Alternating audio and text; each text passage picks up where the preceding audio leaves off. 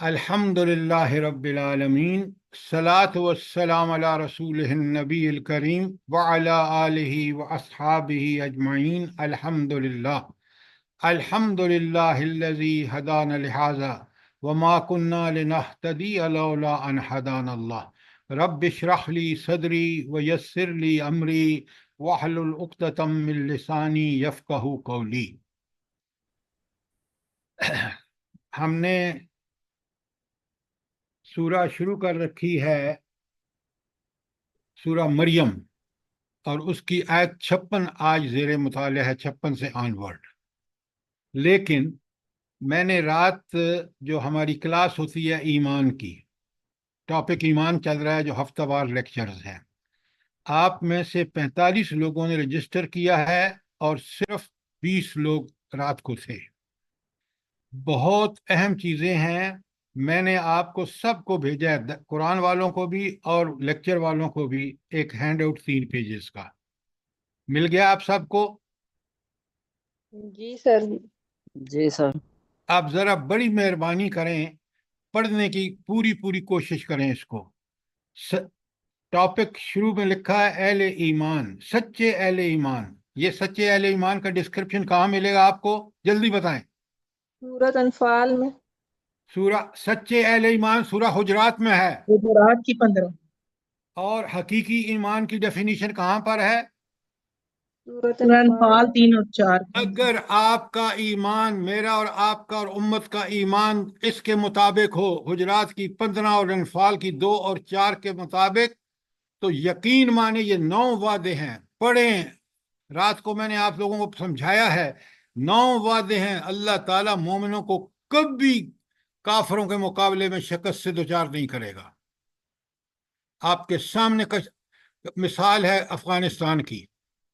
یہ بہت قیمتی آیات ہیں، اللہ کا کلام بڑا، دیکھیں آپ ضرور ان کو پڑھیں سمجھیں، پھر آپ دیکھیں ہمارے ساتھ اللہ کا یہ وعدہ اللہ تو پورا کرتا ہے، لیکن کن کے ساتھ؟ جو سچے پکے ایمان والے ہوں۔ ہمارا ایمان وہ اس درجے کا نہیں ہے، لہٰذا آپ دیکھ لیں کہ آج ہم کن مشکلات، کن ذلتوں اور کن پستیوں میں پڑے ہوئے ہیں، اس لیے کہ دعویٰ ایمان کا ہے، اور ایمان ہمارا جو ہے وہ قرآن والا ایمان نہیں ہے۔ تو ذرا غور سے پڑھیے، سمجھیے، اگر پھر بھی کوئی سوال ہو تو ضرور مجھے واٹس ایپ پہ کال کر کے اس کی کلیریفیکیشن لے لیں۔ بات سمجھ آ گئی اچھی طرح؟ الحمدللہ سر۔ اچھا، اب ہم واپس چلتے ہیں آیت 56 میں۔ سورہ آپ نے دیکھا کہ سورہ مریم میں کتنی اللہ تعالیٰ کی ہدایت کے نقطہ نظر سے کتنی زبردست چیزیں میں آپ کے سامنے اسی سورت کی آیات کے حوالے سے آپ کے گوشے گزار کر چکا ہوں۔ آج بھی دیکھیں، اب جو ابھی زیر مطالعہ آیات ہیں وہ بتایا جا رہا ہے کہ یہ جو اللہ تعالیٰ نے انبیاء بھیجے، کتنی بڑی اللہ تعالیٰ کی رحمت تھی کہ وہ دنیا کو وہ راستہ بتانے آئے جو راستہ حق کا راستہ ہے، اور اس راستے پر چل کر ہی انسان جنت کا مستحق ہو سکتا ہے۔ اگر اس راستے کو چھوڑ کے کسی بھی دوسرے راستے پہ جائے گا وہ گمراہی ہے۔ تو صراط مستقیم، جس کی 5 وقت ہم نماز کی ہر رکعت میں سورہ فاتحہ میں دعا مانگتے ہیں، اہدنا الصراط المستقیم، وہ قرآن کا راستہ ہے۔ خود قرآن کہتا ہے ان ھذا القرآن یہدی للتی ہی اقوم، سب سے سیدھا راستہ صراط مستقیم قرآن کا راستہ ہے۔ تو اگر نہ میں قرآن کو پڑھوں نہ قرآن کو سمجھوں تو پھر مجھے بتائیں کہ مجھے کیسے پتہ چلے گا کہ صراط مستقیم کیا ہے، کیونکہ وہ تو قرآن میں ہے۔ اگر میں قرآن کو ثواب کے لیے پڑھوں نہ سمجھوں کہ اس کے اندر میں کیا ہدایت کے اللہ تعالیٰ نے خزانے رکھے ہیں، تو بتائیں کہ مجھے گمراہی سے کوئی چیز بچا سکتی ہے؟ آپ کو علماء بھی، جو علماء سو ہیں، علماء حق کی بات نہیں کر رہا، وہ کہتے ہیں نہ قرآن کو سمجھنا عام آدمی کی بات نہیں ہے۔ اللہ کے بندو، یہ کتاب ہدایت ہے، اللہ نے نازل فرمائی ہے، جب تم اتنی مشکل فزکس کیمسٹری میڈیکل انجینئرنگ اور اکاؤنٹنگ کی کتابیں سمجھ لیتے ہو، یہ تو تمہاری زندگی کے متعلق ہدایات ہیں، عام فہم ہے۔ اللہ تعالیٰ فرمانے والا لقد یسرنا القرآن للذکر هل من مدکر، یہ قرآن میں نے نصیحت کے لیے بہت آسان بنایا ہے۔ تو بتائیں جب رب کہہ رہے ہیں اور قرآن نصیحت کے لیے کتنا آسان ہے، ابھی آپ دیکھیں گے۔ اچھا، اب ہم چلتے ہیں۔ کل آپ نے دیکھا کہ اللہ رب العالمین نے موسیٰ علیہ السلام کے بارے میں کس قدر تفصیل سے ہمیں سمجھایا کہ وہ کس درجے کے نبی تھے، کیا ان کے کمالات تھے۔ اسی طرح آپ آیت 55 جو کل ہم نے پڑھی ہے کہ حضرت اسماعیل علیہ السلام وَكَانَ يَأْمُرُ أَهْلَهُ بِالصَّلَاةِ وَالزَّكَاةِ، وہ لوگ اپنے گھر والوں کو کس کا حکم دیتے تھے؟ نماز اور زکوٰۃ۔ وَكَانَ عِندَ رَبِّهِ مَرْضِيًّا، اور حضرت اسماعیل علیہ السلام اپنے رب کے پسندیدہ لوگ تھے، میں لوگوں میں سے تھے۔ وہ رب کے کیوں پسندیدہ تھے بلا؟ جلدی بتائیں۔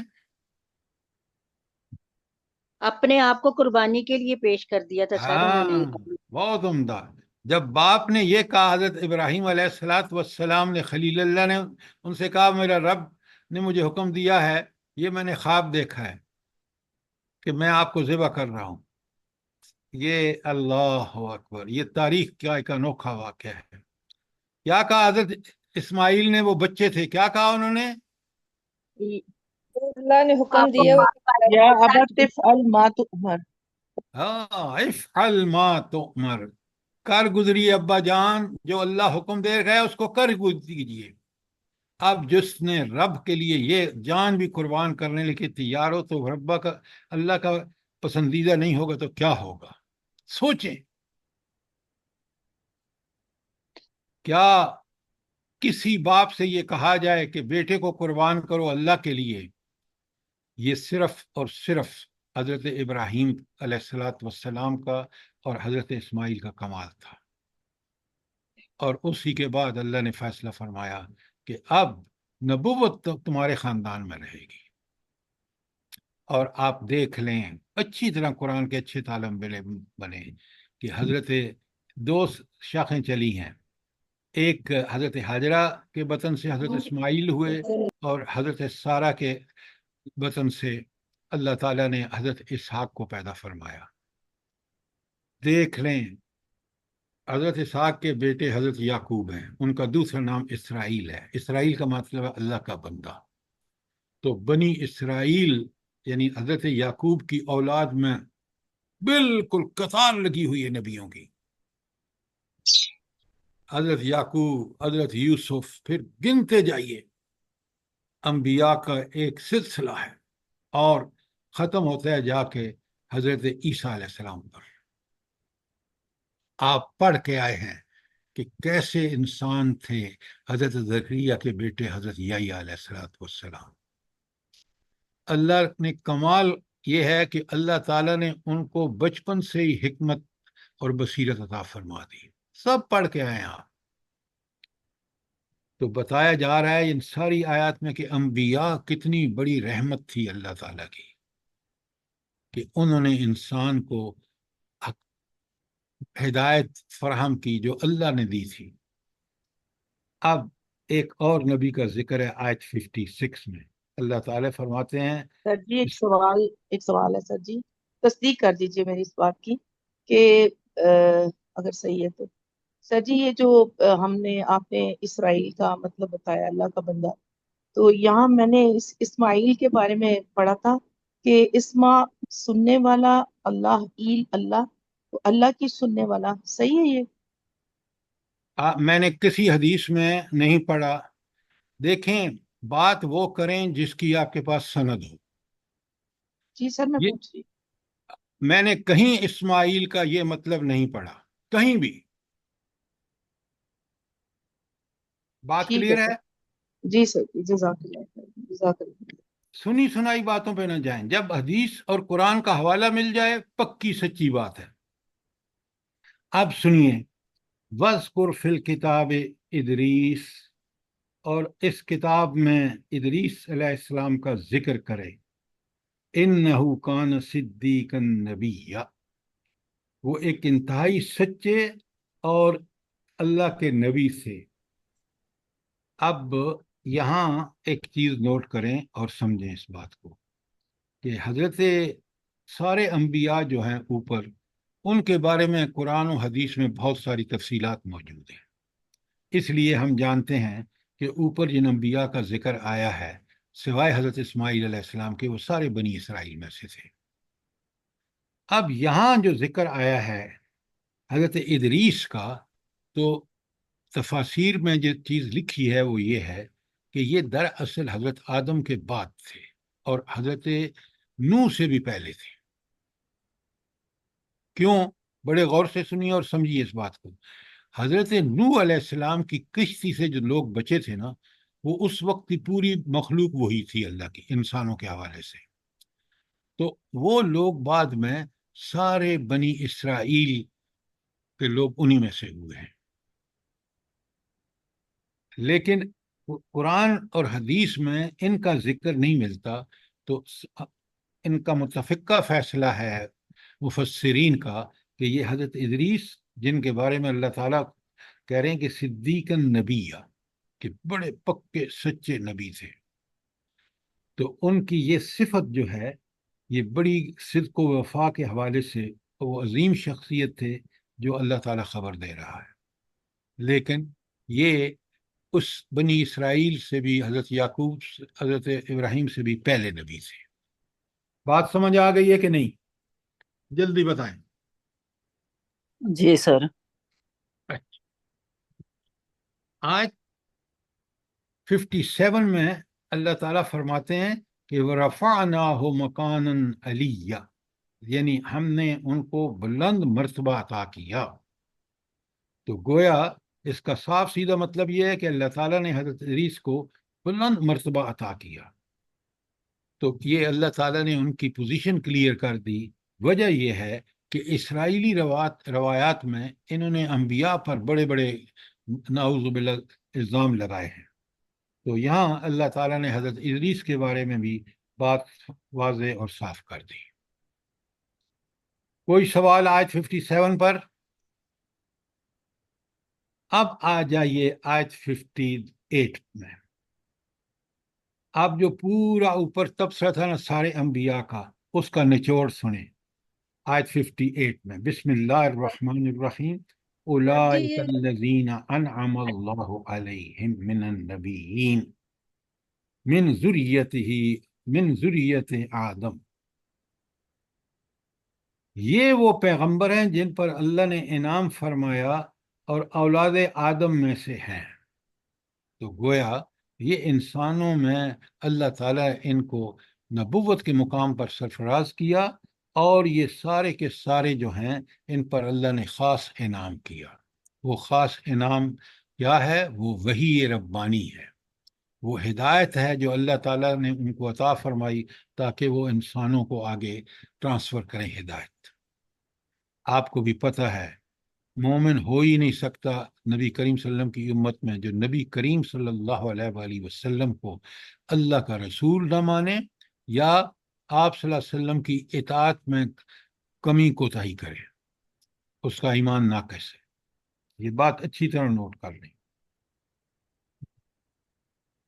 اچھا، یہ جو اللہ تعالیٰ فرماتے کہ میں نے ان پر انعام کیا، یہ آپ اور قرآن میں کہاں ملتا ہے؟ جلدی بتائیں۔ جی سورہ نساء سورہ کے اندر۔ نساء میں۔ آپ روز پڑھتے ہیں سورہ فاتحہ، انعمت علیہم صراط الذین انعمت علیہم، یہ انبیاء ہیں۔ کیوں نہیں سوچ کے پڑھتے؟ ہر رکعت میں آپ سورہ فاتحہ پڑھتے ہیں۔ اس سے مراد انبیاء ہیں، یہی انبیاء جن کو یہاں کہا جا رہا ہے کہ اولئک الذین انعم اللہ علیہم، یہ ہیں وہ لوگ، یہ ہیں وہ انبیاء جن پر اللہ تعالیٰ نے انعام کیا ہے۔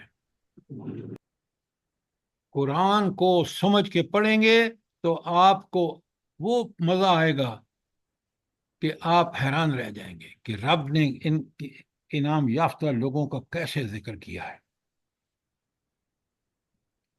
اچھا، پہلی بات تو یہ ہو گئی جو آیت میں نے اب تک پڑھی ہے 58، کہ یہ ہیں وہ پیغمبر جن پر اللہ تعالیٰ نے انعام فرمایا۔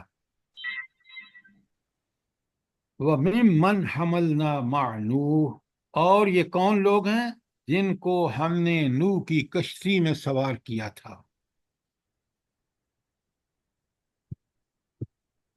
اب میں نے پہلے آپ کو بتایا ہے کہ جتنے بنی اسرائیل کے حضرت ابراہیم ہوں یا سارے بنی اسرائیل کے انبیاء ہوں، یہ اصل میں دیکھیں نا، ایک ہے آل ابراہیم۔ آل ابراہیم کہاں سے برآمد ہوتی ہے؟ جلدی بتائیں۔ آل نوح سے، آل نوح سے۔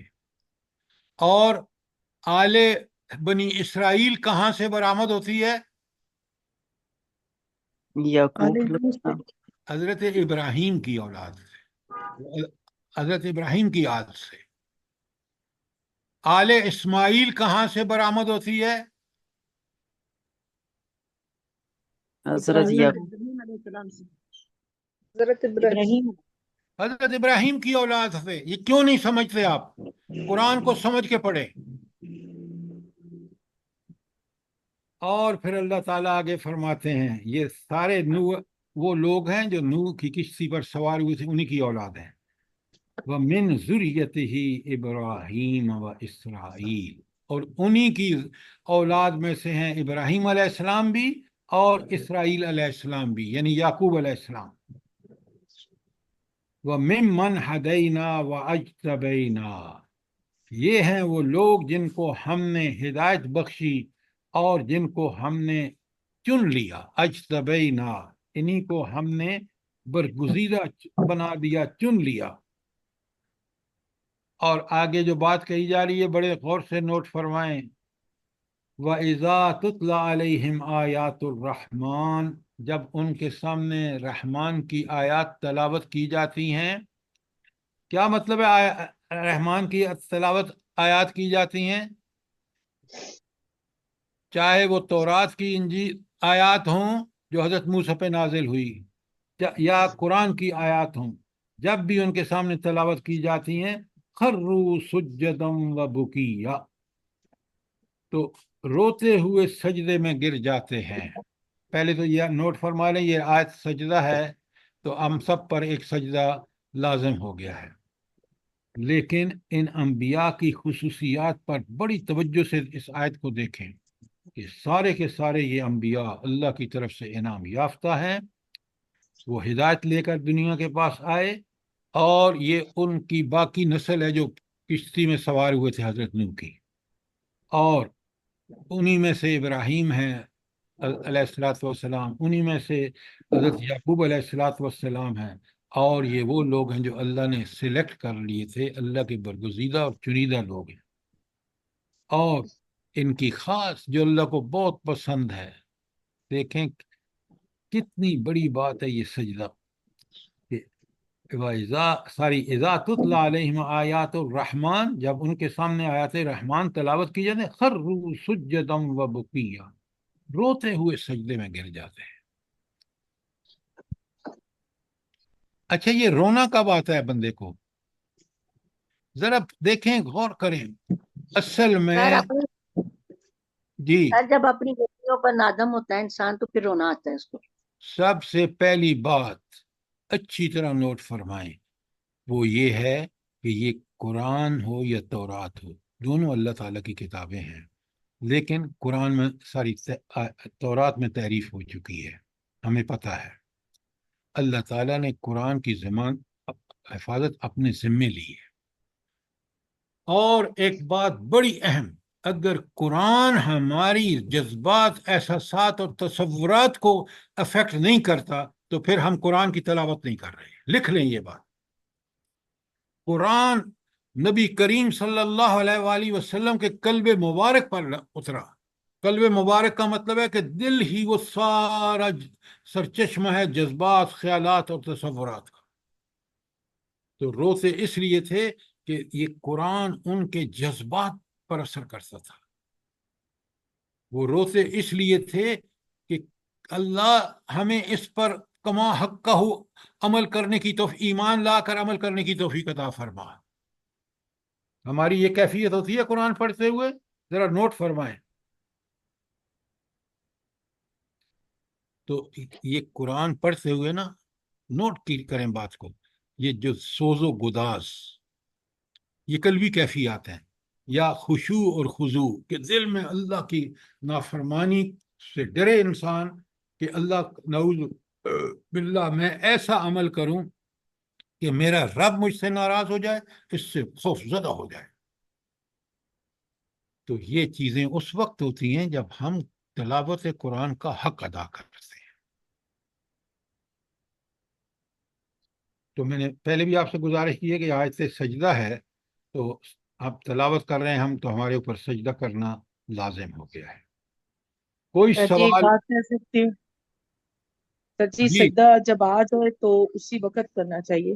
عبداللہ بن مسعود رضی اللہ عنہ سے جو روایت ہے اس کے مطابق کہ قرآن پڑھتے ہوئے جب آ جاتا ہے تو اسی وقت سجدہ کرنا چاہیے، بعد میں نہیں ہوگا سجدہ۔ تو یہ کس نے اگر کہا، آپ آپ سے بعد میں نہیں ہوتا؟ کہاں لکھا ہے کہ عبداللہ بن مسعود سے روایت ہے کہ وہ قرآن پڑھ رہے ہوتے تھے جب سجدے کی آیت آتی۔ آپ جب گھر میں اکیلے پڑھ رہے ہیں تو بالکل بات صحیح ہے، عبداللہ بن مسعود رضی اللہ تعالیٰ نے بالکل سچ فرمایا۔ آپ مجھے بتائیں، یا تو آپ جب پڑھ رہے ہیں آپ پاک ہیں ویسے، لیکن وضو میں نہیں ہیں آپ۔ دیکھیں، پاک ہونا اور بات ہے اور وضو میں ہونا اور بات ہے، یہ سمجھ لیں اچھی طرح۔ وضو میں ہونا کہ آپ وضو کر کے بیٹھے ہیں اور وضو کے ساتھ قرآن پڑھ رہے ہیں۔ پاک آدمی قرآن پڑھ سکتا ہے۔ پاک آدمی کون ہوتا ہے؟ اس کے کپڑے، جسم ہر قسم کی گندگی سے پاک۔ لہذا اس طرح کی مشکلات نہ پیدا کیجیے، جب بھی سجدہ فوراً کرنا چاہیے۔ جو ہی اب آپ بیٹھے ہوئے ہیں، آپ جو ہے قرآن پڑھ رہے ہیں، تو آپ اگر ممکن ہے تو سجدہ کر لیجیے، وضو میں ہیں وہاں آپ اسی جگہ پہ جھک کے سجدے کی کیفیت میں چلے جائیں اور آپ پڑھ کر لیں۔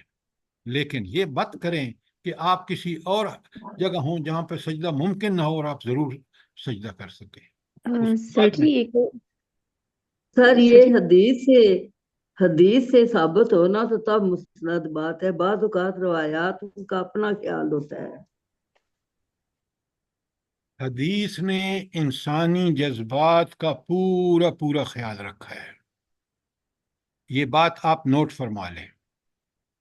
اور جی سر ہم لوگ جو ہے نا قرآن مکمل کر کے پھر 14-15 سجدے کرتے ہیں، تو سر یہ نہیں پھر نہیں، یہ غلط ہے، یہ بالکل غلط ہے۔ اگر جی جب قرآن پاک پڑھتے ہوئے جب سجدہ آ جاتے تو اس میں قبلہ رو ہونا ضروری ہوتا ہے یا؟ بالکل قبلہ رو ضروری ہے جی سر، کہ جب قرآن پڑھیں تو قبلہ رو ہو کے پڑھیں، جزاک اللہ سر۔ ٹھیک ہے؟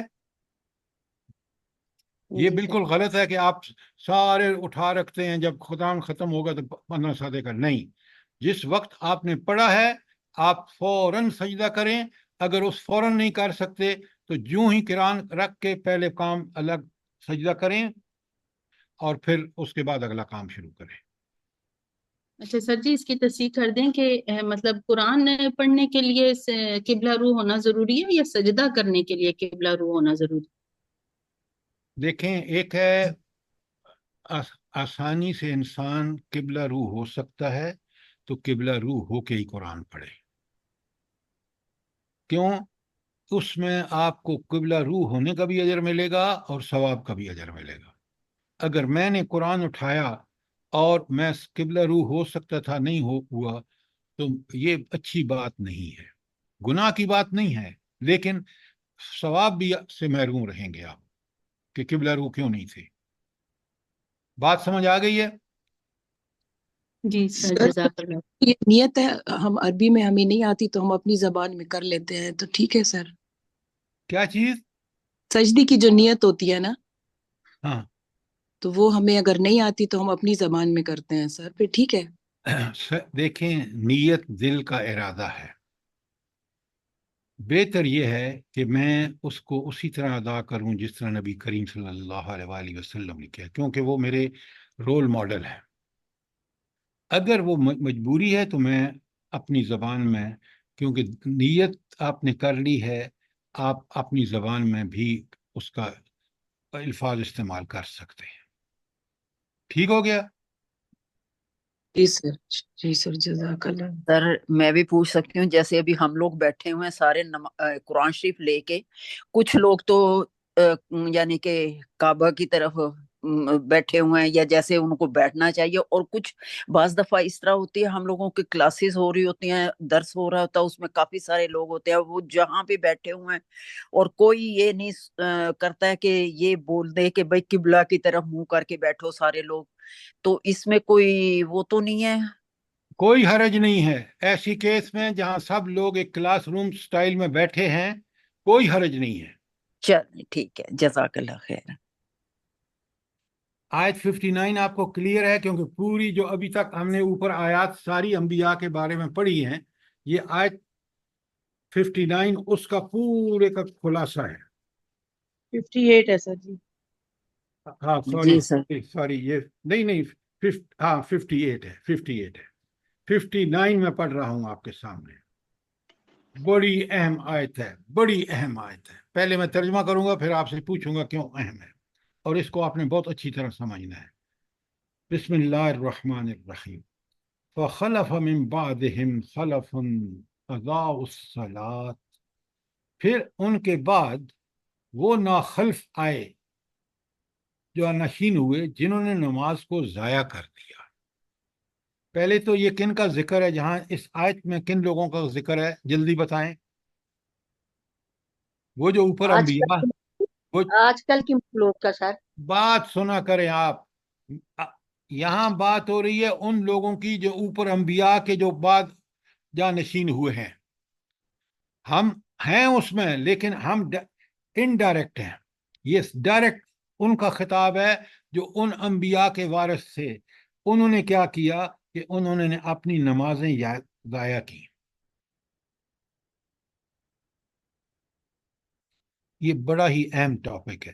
نماز جس نے ضائع کر دی نا، وہ دین سمجھیں کہ اس کو ضائع کرنا کوئی اس کے لیے مسئلہ ہی نہیں ہے.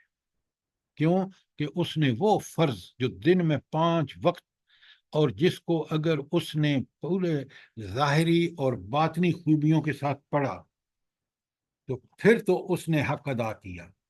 لیکن اگر اس نے اس قرآن کو، نماز کو نہ کیا اقامت نماز بنا کر ادا نہیں کیا، بس آئی چلائی کی، اور پھر جو نماز کے تقاضے ہیں کہ اسی نماز کا حکم ہے کہ یہ برائیوں اور بے حیائیوں سے روکتی ہے، اور اس سے بھی نہ رکا، تو پھر یہ شخص جو ہے یہ اب دین کو کبھی پوری طرح نہیں کرے گا. کیونکہ اس نے اصل جو دین کی بنیاد ہے، یہ ارکان اسلام میں سے ہے، اس کی پرواہ نہیں کی. اس کا کمزور ہے اگر تھم تو ستون، تو وہ دیوار گر جائے گی، وہ بلڈنگ گر جائے گی. اچھا، اب یہاں 2-3 نقطے ہیں جو آپ کو سمجھنے ہیں. سب سے پہلے اقامت نماز کے لیے کیا ضروری ہے؟ آپ بڑے غور سے سنیے. ایمان کی پختگی. آپ میری بات سنیں. ایمان کی پختگی کی بات بعد میں ہے. اگر کسی ملک میں اسلامی حکومت ہو تو حکومت کا فرض ہے کہ وہ نماز کی پابندی کو یقینی بنائے. آج مسلمانوں کا سب سے بڑا مسئلہ، اور پاکستان میں مسلمانوں کا مسئلہ نمبر 1 یہ ہے کہ اسلام یہاں نافذ نہیں ہے. یہ ملک بنا اسلام کے نام. اب جب اسلام کے نام پر بنا اور اسلام نافذ نہیں ہے، میں نے ابھی آپ کو بھیجی ہے 4تھی آڈیو ویڈیو ان کی، ڈاکٹر ذاکر نائک صاحب کی. غور سے سنیں اور پڑھیں، سمجھیں کہ اگر اسلامی حکومت قائم ہو تو اسلامی حکومت کا فرض ہے کہ وہ یقینی بنائے کہ لوگ اقامت نماز کریں. چلیں، فار سم ریزن یہ ہماری ناکامی، نااہلی ہے حکومتوں کی، خاص کر کہ نماز آپ دیکھیں جو ہم اسٹیبلشمنٹ کے ذمہ داران ہیں نا، قرآن کی آیات کو الٹا سیدھا ضرور پڑھیں گے، لیکن جو اس کے احکامات ہیں اس کے نفاذ کے لیے ذرا برابر کوشش نہیں ہے، بلکہ اس کے خلاف ورزی کرنے میں سب سے آگے ہے۔ غلط تو نہیں کہہ رہا میں؟ یہ سر درست کہہ رہے ہیں بالکل۔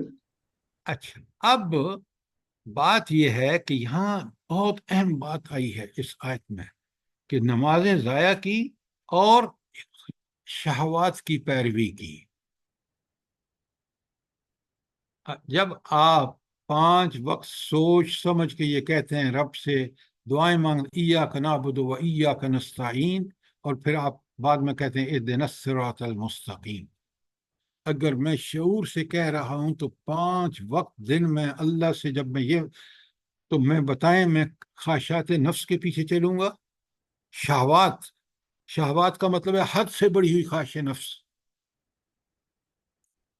تو یہ نماز ہے جو روکتی ہے برائیوں اور سے بے حیائیوں سے۔ ان الصلاۃ تنہی عن الفحشاء والمنکر۔ دوسری بات لکھ لیں ذرا، یہ جو آیت ہیں سورہ مومنون، لکھیں آیت 1 تا 11، سورہ مومنون آیت 1 تا 11 آپ سب پڑھیں۔ بات شروع ہوتی ہے کہ فلاح پا گئے وہ مومن جو نمازوں میں خشوع اختیار کرتے ہیں، کیفیات ہیں یہ۔ اور آیت 9 ہے کہ والذین، ہاں وہ لوگ اہل ایمان جو نماز کی حفاظت کرتے ہیں۔ آیت 1 میں نے بتایا خشوع والی نماز، اور آیت 9 میں بتایا کہ اللہ تعالیٰ فرماتے ہیں کہ وہ اپنی نمازوں کی حفاظت کرتے ہیں۔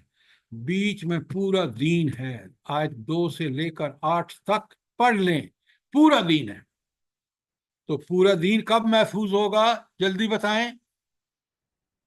اقامت الصلاۃ کے ساتھ سر۔ ہاں، خشوع اور خضوع والی نماز اور نمازوں کی حفاظت، بر وقت اینڈ ٹائم پہ جماعت کے ساتھ نماز پڑھنا مردوں کا۔ تو گویا کہ دین پر عمل کرنا اس شخص کے لیے اللہ تعالیٰ بہت آسان کر دیتے ہیں جب انسان اقامت نماز کرتا ہے۔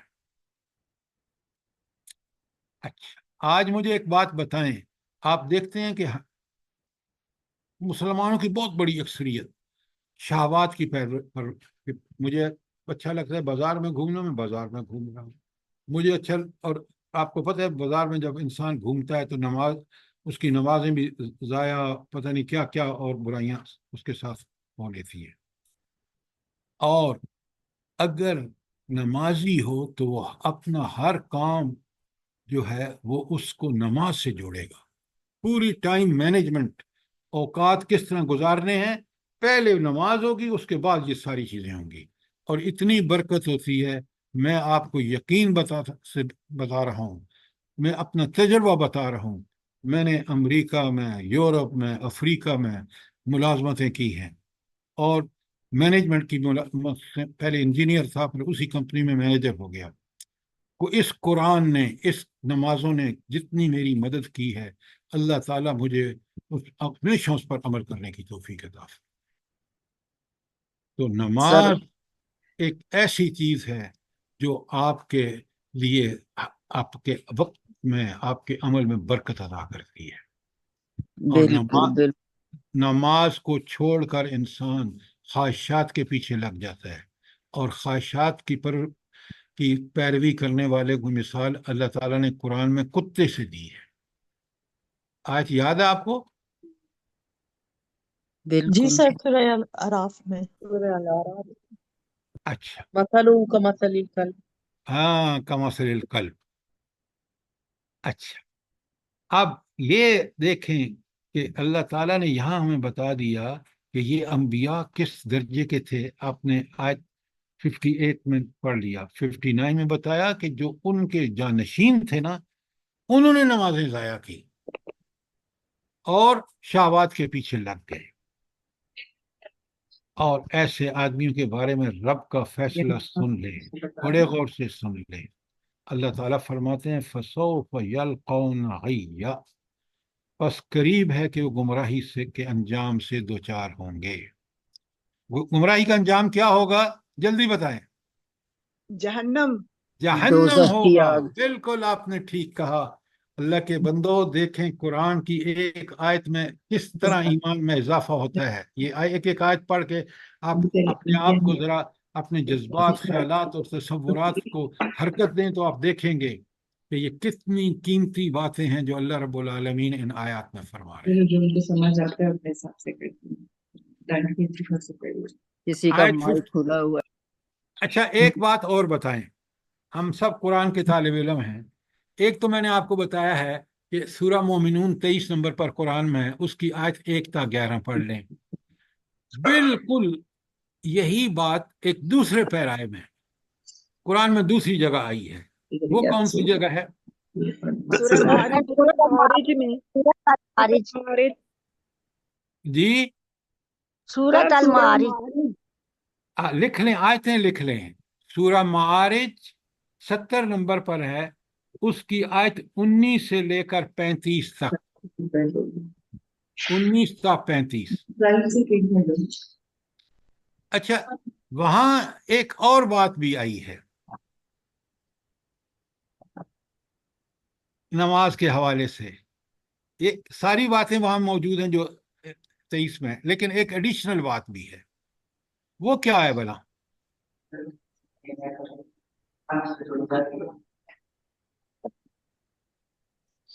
अल्लाह के बंदो, ये सब चीजें अगर हम कुरान से पढ़ेंगे नहीं, समझेंगे नहीं, तो कैसे पता चलेगा अल्लाह ताला ने क्या चीजें तजवीज़ फरमाई हैं। अगर हम उन अल्लाह के अल्लाह अहकामात को सलातिन नेगलेक्ट करेंगे। दाइमून।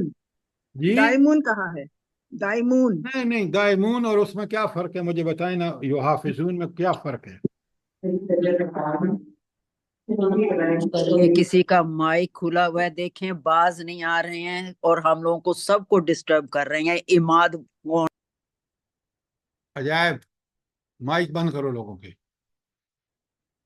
अच्छा, अब बड़े गौर से सुनिए। यही वो चीज, इसीलिए हम अपनी गुमराहियों का इलाज नहीं कर पाते। मैं आपको सिर्फ इब्तदाई चंद आयत उसकी सुनाता हूँ। अल्लाह ताला फरमाते हैं, आयत 19 सुनने। 19 में अल्लाह ताला फरमाते हैं, बिस्मिल्लाहिर्रहमानिर्रहीम, इन्नल इंसान खुलिका उलूवा, बड़ा इंसान जल्दबाज पैदा हुआ है। इज़ा मस्सहु शर्रु, जब उसको कोई तकलीफ पहुंचती है, जज़ूआ, शोर गुल कर देता है, हल्ला गुल्ला मचा देता है। व इज़ा मस्सहुल खैरु, जब उसको माल मिलता है, मनुआ, तो बखील हो जाता है, रोक लेता है। इल्लल मुसल्लीन, हाँ, सिर्फ कौन बचे हुए हैं इस बुरी हरकतों से? इल्लल मुसल्लून, नमाजी। तो ये नमाज हमारी किस तरह देखें, वो जो इंसान की अंदर अल्लाह ताला ने कमजोरियां रखी हैं, उसका इलाज क्या है? नमाज। नमाज उसका इलाज है। मैंने 3 आयतें आपके सामने पढ़ी हैं। इन्नल इंसान खुलिका हुलुआ, जल्दबाज पैदा हुआ है, कमजोरी उसकी। व इज़ा मस्सहु शर्रु, व इज़ा मस्सहु शर्रु, जब उसको तकलीफ पहुंचती है, जुजुआ, ओ हल्ला गुल्ला मचा देता है, बेसब्री।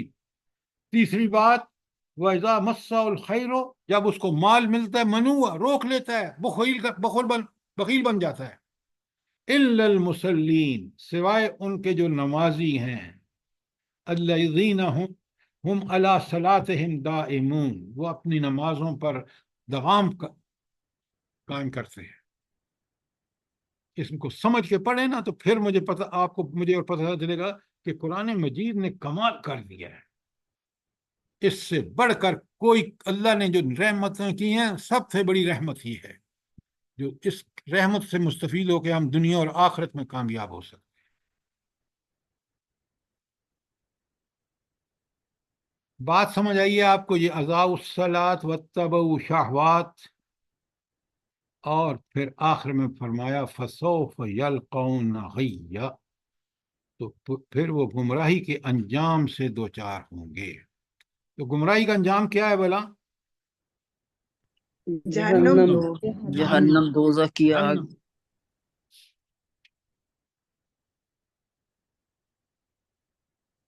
یہ جو اللہ تعالیٰ نے فرمایا نا کہ تم دعوت کے لیے قرآن ہی کو استعمال کرو، آپ یقین مانیں جو زور قرآن میں ہے اور جو زور حدیث میں ہے وہ کسی اور کتاب میں نہیں ہو سکتا۔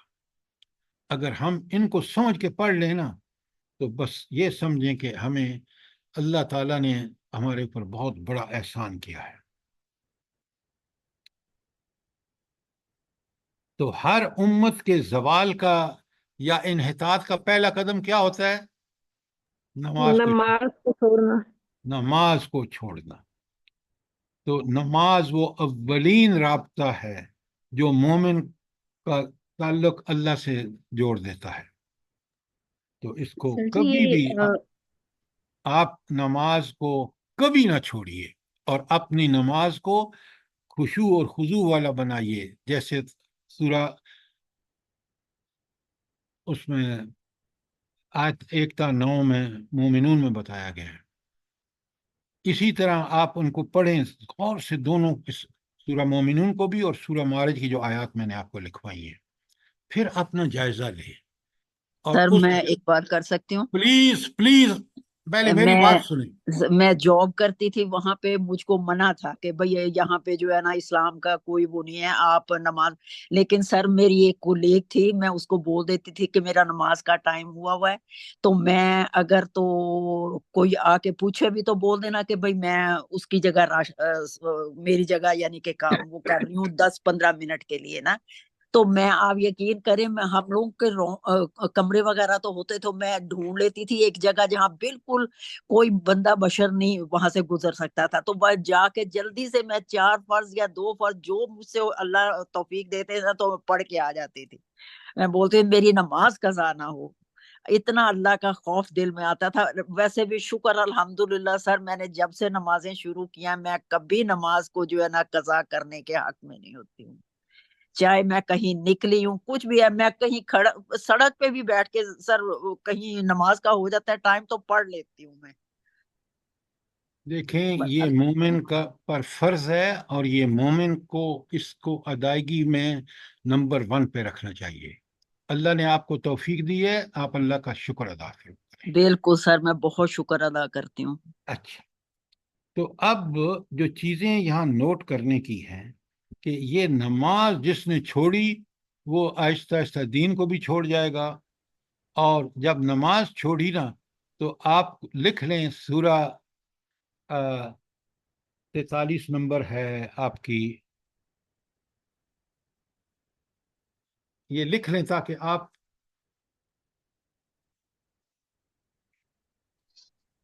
جی یہ زخرف ہے، سورہ زخرف۔ زخرف، جزاک اللہ۔ تو سورہ زخرف کی 36 میں اللہ تعالیٰ فرماتے ہیں جب انسان گمراہیوں میں جانا چاہتا ہے اور اس کی طرف بڑھتا چلا جاتا ہے تو اللہ تعالیٰ فرماتے ہیں ہم اس کے اوپر شیطان مسلط کر دیتے ہیں۔ من یعش عن ذکر الرحمن نقید له شیطانا فهو له قرین۔ آپ یہ آیت تو آپ نے پڑھ دی، اس کا مفہوم ہمیں پتہ ہے کتنا بڑا جرم ہے کہ جو انسان اللہ کی نافرمانی کرتا ہے، اللہ تعالیٰ کیونکہ اس نے خود یہ عمل کیا، اللہ وہ کہتے ہیں جا دفع ہو جا، اب تو شیطان تیرے اوپر مسلط ہے۔ تو آپ دو غور فرمائیں، یہ آیت بڑی کمال کی آیت ہے کہ نماز کو چھوڑنا جو ہے وہ نماز کو چھوڑنا ہی سب سے بڑا جرم ہے، پھر اس کے بعد انسان کے لیے ساری برائیاں آسان ہو جاتی ہیں۔ اگر یہ 36 نمبر ہے نا؟ ایک ہاں ذرا دیکھ لیں، جی سر جی 36 ہے۔ 36 ہے۔ جزاک اللہ خیر۔ اچھا، جو شخص یہ نماز کی ادائیگی کا حق ادا کرے نا انہیں اللہ کا بڑا شکر ادا کرنا چاہیے۔ سر جی یہ نماز قائم کرنا اور ادا کرنے میں نے آپ کو لکھوائے ہیں کہ نماز قائم کب ہوتی ہے؟ جب اس کے ظاہری اور باطنی آداب آپ سارے کے سارے پورے کریں۔ لکھوائے یا نہیں لکھوائے؟ جی سر، جی جی سر، شاید پھر میرے سے کہیں وہ لیکچر مس ہو گیا ہو، اس لیے پھر میں نے کہا، میں نے مطلب ذہن میں اگر سوال آیا تو میں آپ نے ان کو مس کر دیا ہے نا تو پھر آپ نے وہ اہم ترین فرض کی ادائیگی کے جو اللہ کے احکامات ہیں ان کو مس نہیں کرنا چاہیے، اور ایسی چیزیں ہمارے گھر میں لکھ کے آپ لگا دیں کسی جگہ پہ جی تاکہ سر، ہر آن آپ کے سامنے رہیں۔ جی سر۔ نماز پڑھنا اور بات ہے، اور نماز کو قائم کرنے والا اس کی شرط یہ ہے کہ وہ ہمیشہ فحشاء اور منکرات ہر وہ برا کام ہے جو اللہ کو ناپسندیدہ ہے، اور فحاشی اور عریانی آپ کو اچھی طرح پتہ ہے کہ وہ کیا ہے۔ حد سے بڑے ہوئے جذبات جس میں انسان اپنے جسم کی بھی نمائش کرتا ہے، دوسروں کو بھی گناہ کی دعوت دیتا ہے۔ اللہ تعالیٰ جو شخص نماز قائم کرتا ہے، پورے شعور کے ساتھ نماز پڑھتا ہے، ظاہری اور باطنی آداب کے ادا کر کے نماز پڑھتا ہے، اللہ تعالیٰ اس کو بالکل محفوظ کر دیتے ہیں شیطان سے۔ وہ منکرات کے بھی قریب نہیں جاتا، اور فحاشی اور عریانی کو بھی انتہائی ناپسند کرتا ہے۔ یہ آیتیں جو نماز کے بارے میں ہیں، قرآن میں اگر آپ دیکھیں نا تو جس چیز کا سب سے ذکر زیادہ ہے وہ نماز اور زکوٰۃ کا ہے، اور اس کی میں زکوٰۃ ہے، جی سر۔ اس کی تفصیلات میں آپ کو بتا چکا ہوں کہ کیوں یہ دونوں ضروری ہیں۔ یہ دونوں پر عمل کرنے کے بعد دین بہت آسان ہو جاتا ہے، اور ان پر عمل نہ کرنے کی وجہ سے شیطان اپنا راستہ ڈھونڈ لیتا ہے، اور وہ ہمارا دشمن ہمیں گمراہ کر کے چھوڑتا ہے، اس لیے کہ ہمیں اس کی باتیں پسند ہیں اور اپنے رب کریم کی باتیں پسند نہیں ہیں قرآن والی۔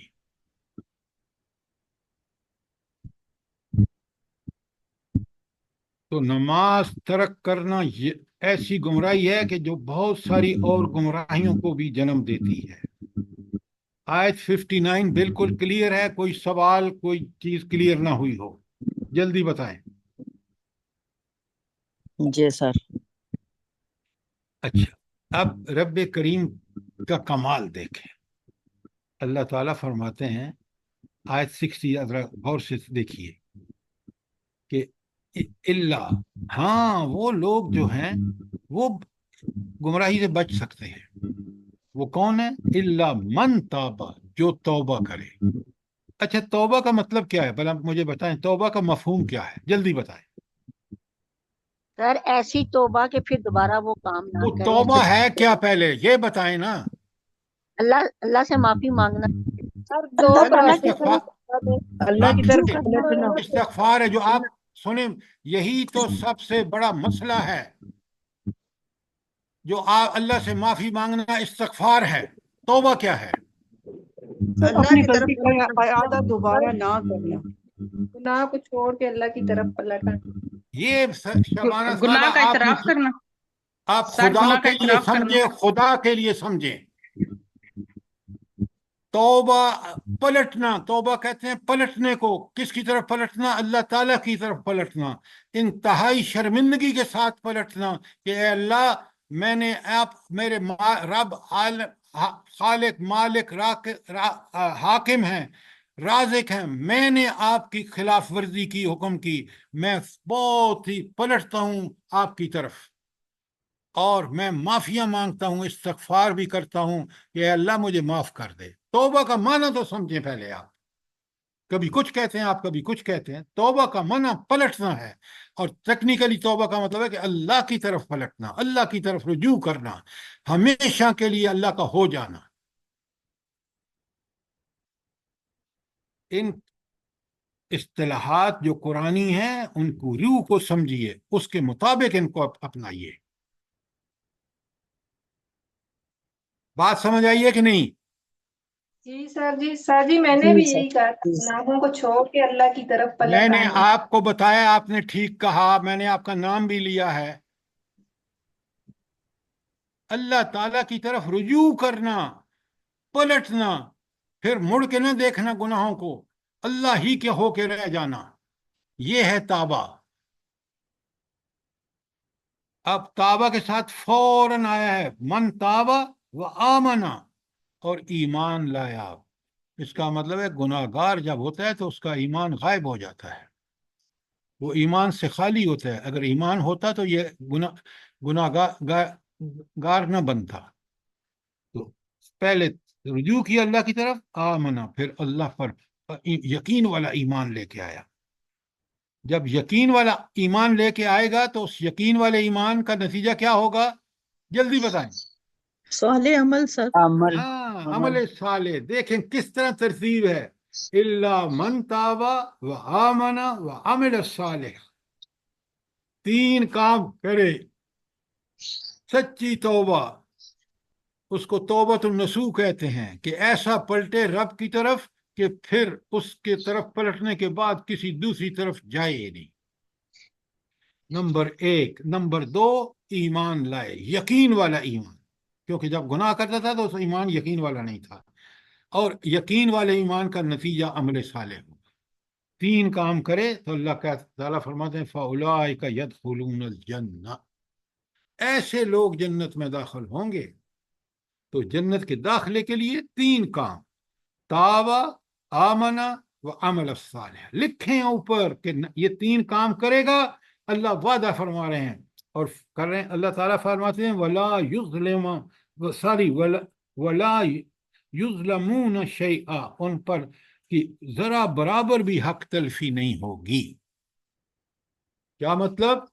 ان کے سابقہ گناہ اگر یہ 3 کام اس نے کیے ہیں وہ معاف کر دیے جائیں گے، اور آئندہ جو بھی عمل کرے گا نیک کرے گا تو اس کو اس کا بدلہ جزا ملے گی، اور برا کام کرے گا تو اس کو سزا ملے گی. کوئی حق تلفی نہیں ہوگی.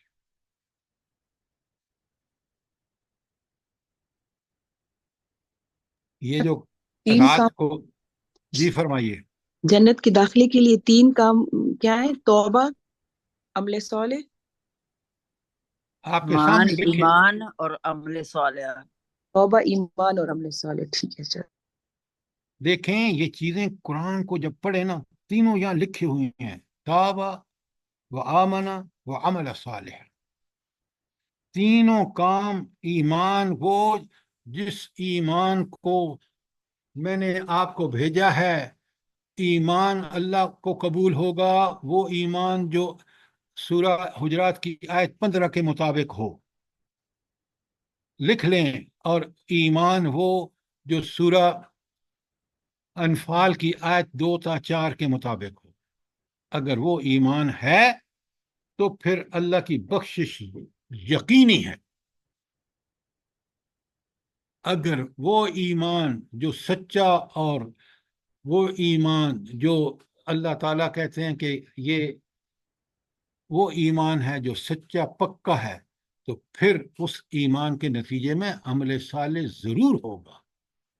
آج ہمارا ایمان پکا نہیں ہے. آپ دیکھ لیں 90% سے زیادہ لوگ ایمان کے دعوے کے خلاف کام کر رہے ہیں. یہ جو میں نے آج آپ کو ہینڈ آؤٹ بھیجا ہے نا 3 پیجز کا، اس کو بڑا غور سے مطالعہ کریں. تو اللہ فرماتے ہیں آیت 60 میں کلیئر ہے. کوئی سوال ہے تو پوچھیں. لا یظلمون شیئا، تو اس کا مطلب یہ ہے کہ چھوٹی موٹی بشری تقاضے سے اگر کوئی غلطیاں ہو جائیں تو پھر وہ بھی اللہ تعالیٰ مٹا دیں گے، معاف کر دیں گے. اور اگر توبہ کر، پہلے بات سنیں، اللہ تعالیٰ چھوٹی موٹی غلطیاں اگر توبہ کی ہے تو معاف کرے گا. بغیر توبہ کے پہنچ گیا ہے وہاں، اللہ کی مرضی ہے. لیکن اللہ نے اصول بتا دیا کہ اگر بغیر توبہ کے معاف کرائے آؤ گے تو سارے گناہ جو تم نے کیے ہیں چھوٹے یا بڑے، ان کی سزا ملے گی، کیونکہ وہ اللہ کا اصول اور قاعدہ ہے. آپ کیوں نہیں سمجھتے کہ نبی کریم صلی اللہ علیہ وآلہ وسلم جیسی ہستی جس سے گناہ کا ارتکاب ہو ہی نہیں سکتا تھا، وہ دن میں 100 مرتبہ، ایک سٹنگ میں 70 مرتبہ توبہ استغفار کرتے تھے. استغفار. یہ ہمارے لیے نمونہ تھے کہ تم دنیا میں غلطیاں ہو سکتی ہیں، کچھ انجانے میں، کچھ جذبات میں آ کر، تو توبہ کو لازم کر لو اپنے اوپر. جزاک اللہ سر. صرف کلمہ پڑھنے سے، کلمہ تو سب سے زیادہ عبداللہ بن ابی پڑھتا تھا، نبی کریم صلی اللہ علیہ وآلہ وسلم کے پیچھے نماز پڑھتا تھا، لیکن اس کو لقب ملا رئیس المنافقین کا. وہ اپنے ایمان کے تقاضوں کو کے خلاف کام کرتا تھا. سر توبہ استغفار میں سر جو ہمیں یاد نہ بھی ہو اور ہم بس یہی کہیں کہ ہماری پچھلی زندگی کے سارے توبہ استغفار ہم کرتے ہیں پھر ہو جائیں گے سر؟ بالکل ہو جائیں گے، لیکن انسان آپ یاد رکھیں ہر جرم جو میں نے کیا ہے اس کے بارے میں مجھے اللہ سے معافی مانگنی ہے۔ اور ایک اور بات، حقوق اللہ، نماز، روزہ، حج، زکوٰۃ، یہ تو اللہ کے حقوق ہیں۔ بندوں کے حقوق اگر آپ نے مارے ہیں تو اگر آپ ان سے معافی نہیں لیں گے، معاف نہیں کرائیں گے، ان کے حق واپس نہیں کریں گے جو آپ نے مارے ہیں، اللہ معاف نہیں کرے گا۔ حقوق العباد میں بڑے کیئرفل ہونے کی ضرورت ہے۔ سر ہم کتنی آسانی سے آج کے دور میں دیکھ لیں نام و نہاد مسلمان کس طرح لوگوں کے مالوں کو جھپٹ لیتے ہیں۔ یہ علامہ اقبال نے ایک بڑی پیاری بات کی ہے، یہ ایک سجدہ تو جسے گراں سمجھتا ہے، ہزار سجدوں سے دیتا ہے نجات۔ تم رب کے ہو جاؤ پھر تم دیکھو کہ تمہیں کس طرح اللہ تعالیٰ پروٹیکٹ کرتا ہے۔ تم سارے اس رب کے ہو جاؤ گے تو ہر قسم کے گناہ سے بچ جاؤ گے۔ ایک سوال ہے میرا، جی فرمائیں۔ آپ نے بھی فرمایا کہ جو حقوق العباد ہیں وہ معافی مانگنے سے معاف ہوتے ہیں، اور حقوق اللہ، نماز، روزہ، زکوٰۃ، یہ اللہ تعالیٰ کے حقوق ہیں۔ سوال یہ ہے کہ جو نمازیں قضا ہو گئیں، جو روزے قضا ہو گئے، اور جو گزشتہ زکوٰۃ ادا نہ کی گئی، کیا وہ بغیر ادائیگی کے معاف ہو جائیں گے؟ میری بات سنیں، آپ نے جو زکوٰۃیں نہیں دیں وہ زکوٰۃیں آپ کو آپ اہل مال ہیں، دینی چاہیے، ضرور دینی چاہیے، کیونکہ وہ بندوں کا حق تھا، آپ نے بندوں کا حق مارا ہے۔ تو ایسے حقوق جو افراد سے تعلق رکھتے ہیں وہ افراد کے حقوق کے ادا کرنے کے بعد اللہ معافی دیں گے۔ بات سمجھ آئیے نہیں آئی؟ یہ صرف زکوٰۃ سے متعلق جواب ہے نا، نماز اور نماز کے متعلق یہ ہے کہ آپ اللہ سے معافیاں مانگیں، آئندہ کے لیے نماز کا وہ اقامت نماز کا اہتمام کریں۔ رہا یہ کہ میں وہ پچھلی نمازیں پڑھ لوں اور معافی مانگ لوں، اپنی جگہ بات ٹھیک ہے، لیکن اصل چیز جو ہے وہ یہ ہے کہ میں پچھتاؤں کہ میں نے کیوں نہیں کیا۔ اگر ہو سکے تو قضا نمازیں پڑھوں، اگر نہ ہو سکے، میں مجبور ہوں بیماری صحت کی وجہ سے، تو میں اللہ سے دعائیں مانگوں۔ مثال کے طور پہ بیماری کی صحت کی وجہ سے مجبور بھی نہ ہو، نادانی کی وجہ سے چھوڑی ہوں جوانی کی عمر میں، یہ جو قضاء عمری کا حکم ہے اور روزے کے اندر جو فدیے کا حکم ہے، تو پھر اس حکم کا کیا مطلب؟ اچھا ایک بات سنیں، بڑی آپ نے بڑا اچھا سوال کیا ہے۔ پہلے مجھے یہ بتائیں، روزے کے فدیے کے دینے کا آپ کو ضرور دینا چاہیے۔ میں نے پھر آپ سے گزارش کی ہے، اس پہ دو نقطہ نظر ہیں علماء کے نمازوں کے بارے میں۔ یہ قضاء عمری اور یہ ساری چیزیں جو ہیں، آپ مجھے بتائیں کہ یہ آپ ہی مجھے بتائیں کہ کیا یہ سلف صالحین میں رہا ہے؟ آپ بتائیں۔ میں کیوں بتاؤں بھائی؟ آپ نے سوال کیا ہے، میں تو آپ سے کہوں دو رائے ہیں، آپ حتمی طور پہ بات کو اس طرح جب کہیں جب آپ کے پاس قرآن و سنت سے دلیل ہو۔ دو رائے کیا ہیں آپ غور سے سنیں۔ ایک گروہ کہتا ہے کہ آپ اللہ سے صدق کے دل سے معافیاں مانگیں نماز کے حوالے سے، اور دوسرا گروہ کہتا ہے کہ نہیں، آپ ان قضا نمازوں کو ادا کریں۔ یہ بات آپ ایگری کرتے ہیں نہیں کرتے؟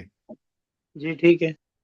تو اب آپ خود سوچیں کہ یہ دونوں نقطہ نظر ہیں، اب آپ کی مرضی ہے کہ آپ کس کو قبول کرتے ہیں اور کس کے مطابق عمل کرتے ہیں۔ اگر اللہ اور اس کے رسول کا حکم ہوتا تو آپ کے پاس کوئی گنجائش نہیں تھی، آپ نے اس کے عین مطابق عمل کرنا تھا۔ ٹھیک ہو گیا؟ سر میں ایک بات کہوں جی فرمائیں۔ کہ یہ قضاء عمری کا اسلام میں کوئی تصور نہیں ہے کہ ایک دن نماز پڑھنے سے ساری جو ہے عمر کی نمازیں قضا جو ہیں وہ پوری ہو میں نے جاتی آپ ہیں۔ کو ذکیہ صاحبہ بتا دیا ہے کہ یہ باتیں بعد کی ہیں، علماء کی ہیں، قرآن و سنت میں اس کی کوئی واضح پوزیشن نہیں ہے۔ اور میں بھی آپ کی طرح بالکل یہ سمجھتا ہوں کہ یہ قضائے عمری کا بہانہ لگا کے نمازیں پڑھ کے اور پھر وہی سستیاں کرنے لگ جاتا ہے آدمی۔ دل میں انتہائی پریشان اور شرمندہ ہو کے میں نے اللہ کی نافرمانی کی ہے، اور آئندہ کوئی نماز اس کی اقامت نماز کے بغیر نہ ہو۔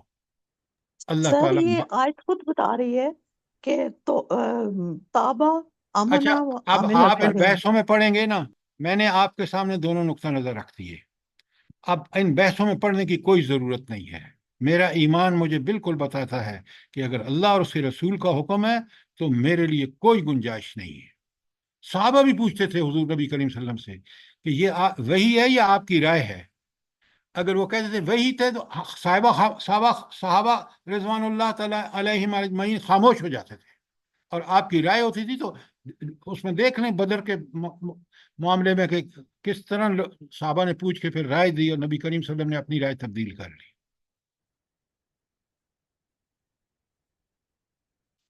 اب سنیے آیت 60 کے بارے میں کوئی سوال؟ آیت 61۔ سر کافی سارے لوگ جا رہے ہیں، میرا خیال ہے ٹائم ہو۔ اچھا ابھی ہوا ہے ٹائم، جزاک اللہ۔ تو آیت 61 انشاءاللہ کل کریں گے۔ اگر کوئی اور سوال ہے تو آپ ضرور کریں، ورنہ ربنا تقبل منا انک انت السمیع العلیم وتب علینا انک انت التواب الرحیم۔ جزاک اللہ خیر، اللہ پاک ہم لوگوں کو عمر کی توفیق دے سر۔ آمین۔ سر ہم لوگ تو ہمیں سجدے جو اللہ استغفار پڑھتے ہیں نا سر، تو اس طرح بھی ہم کر سکتے ہیں کہ نفل بھی شروع کر دے توبہ استغفار کے۔ جو توبہ استغفار کے مسنون اعمال ہیں وہ ضرور کریں۔ سر اس میں نفل، تسبیح اور سید استغفار یہ ساری چیزیں ہیں نا؟ وہ تو مسنون اذکار ہیں۔ اگر ہر نماز میں سید الاستغفار نہیں پڑھتا تو میں پھر اذکار کون سے پڑھوں؟ بتائیں مجھے۔ سر نفل بھی وہ ہے نا، گناہ معاف کرتے ہیں، کہ اگر ہم توبہ استغفار کی نفل پڑھیں ہر نماز کی۔ نفل جو ہیں وہ ایڈیشنل عبادت ہے، نفل کا معنی ہے زائد چیز۔ آپ ضرور پڑھیں، وہ آپ کے لیے کئی طرح سے اللہ تعالیٰ کے ہاں، اگر آپ نے نوافل واقعی اس نیت سے ان کو ٹھیک ٹھیک پڑھا ہے تو بہت سارے فائدے ہیں۔ جی ٹھیک سر۔ ہو گیا؟ سر پھر اس طرح جو نمازیں رہ گئی ہیں تو ہم ڈبل پڑھیں، 4 فرض میں جو نے آپ کو بتا دیا دونوں نقطۂ نظر۔ اب مجھ سے فتویٰ مت لیں، میں مفتی نہیں ہوں، میں قرآن کا طالب علم ہوں۔ جی سر، جزاک اللہ سر۔